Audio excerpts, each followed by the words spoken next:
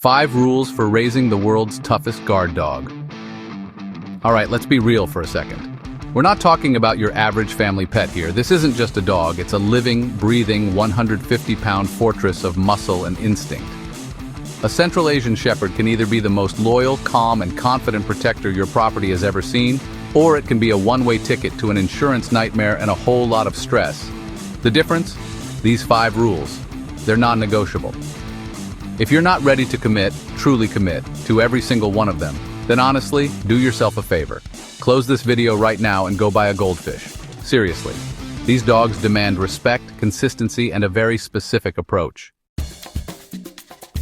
Rule 1. Socialize like your life depends on it, because believe me, it does. This isn't just a suggestion, it's the foundation of everything. From about 3 weeks old until they hit 16 weeks, your Central Asian Shepherd puppy is a sponge. And I mean a super sponge, soaking up every single experience, good or bad. This is their critical socialization window, and if you miss it, you're setting yourself up for a lifetime of challenges. Your goal? Expose that pup to at least 100 new people. Think about it. Tall people, short people, folks with beards, people in hoodies, kids on bikes, delivery drivers in uniforms, strangers holding umbrellas. The more variety, the better. My routine? Every Saturday I load up the pups and head to the farmer's market. I hand out treats to strangers, encouraging them to interact gently. But here's the key. I reward my dog for making eye contact with me when a new person approaches, not for fixating on the person. After a couple of months of this, the dog learns a vital lesson. Two-leggers are information, not threats. If you skip this crucial step, your dog will default to everyone's an intruder. And good luck explaining to the insurance adjuster why your guardian decided the pizza guy was public enemy number 1. We're also talking about handling them constantly. Ears, paws, mouth, tail, making vet visits and grooming a breeze, not a battle. Rule 2. You never, ever let the leash tighten. Look, these dogs were bred to haul livestock over vast mountain ranges. A flimsy 6-foot nylon strap? That's a joke to them. If they learn they can pull, you'll quickly find yourself water skiing down the sidewalk, pulled along by 90 pounds of sheer stubborn power. We start this training inside. Clip the leash on, let it drag, and reward any slack. I mean tiny bits of slack. Only when the pup consistently chooses to follow you on a completely slack line for 30 straight seconds do you even think about stepping outside. The first time that leash tightens and you give a correction, you've broken the contract. They learn they can lean into the pressure. My ironclad rule, leash tight, session ends. Period.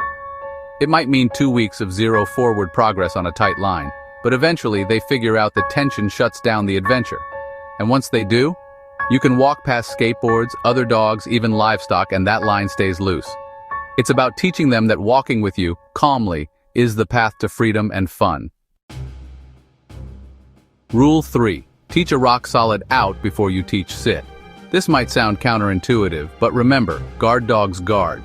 And if you can't tell your dog to drop the toy, drop the sleeve, or, heaven forbid, drop the intruder's sleeve, then you, my friend, are toast. The out command is their off switch, and without it, you've just got liability with teeth. I pair the word out with a treat toss behind the dog. The second those jaws open to follow the food, I mark it with a yes and praise.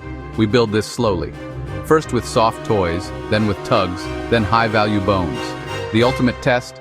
The day my male will willingly spit out a half-eaten steak on command. Only then do I even think about introducing the bite sleeve. This isn't just about obedience, it's about control over their most primal instincts. It teaches them that letting go, even of something highly valuable, earns them an even better reward, your praise and a future reward. Rule 4. Every day ends with a job that uses the nose.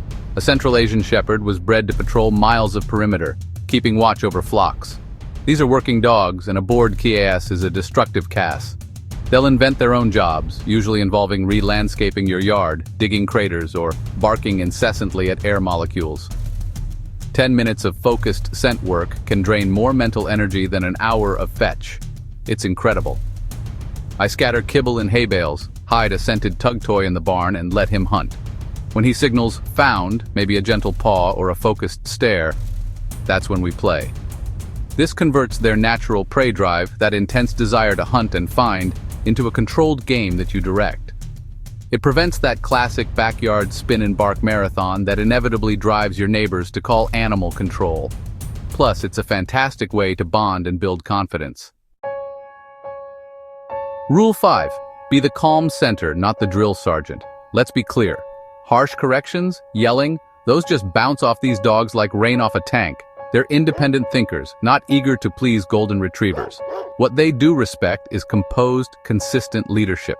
Think of yourself as the eye of the storm. You set the boundary once, clearly, and then you enforce it quietly, calmly. If your dog breaks a stay, there's no need for a shouting match. Simply return them to their spot, reset, and wait.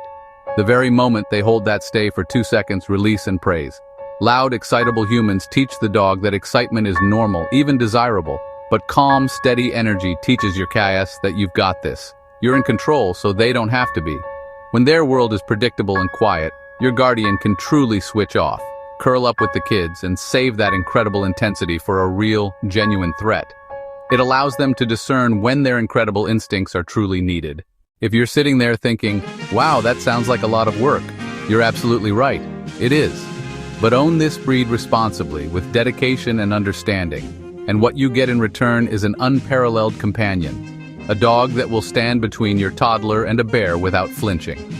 Cut corners, ignore these rules, and you'll find yourself with a liability on 4 powerful paws.